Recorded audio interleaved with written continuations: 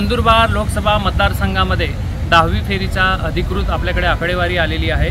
यामध्ये अक्कलकुवा मतदारसंघामध्ये गोवाल पाडवींना 5205 मतं मिळाली आहे। हिना गावितांना 4337 मतं मिळाली आहे। 868 मतांचा लीड गोवाल पाडवींना जातोय। शहादा मतदारसंघामध्ये गोवाल पाडवींना 6913 मतं मिळाली आहे। हिना गावितांना 2125 मतं मिळाली आहे। गोवाल पाडवींना 4788चा लीड शहाद्यामध्ये जातोय। नंदुरबार लोकसभा मतदारसंघातील नंदुरबार विधानसभा मतदारसंघामध्ये गोवाल पाडवींना 4848 मतं मिळाली आहे। हिना गावितांना 5333 मतं मिळालेली आहे।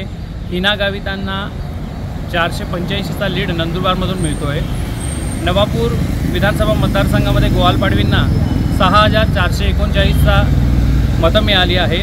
हिना गावितांना 3232 मतं मिळाली आहे।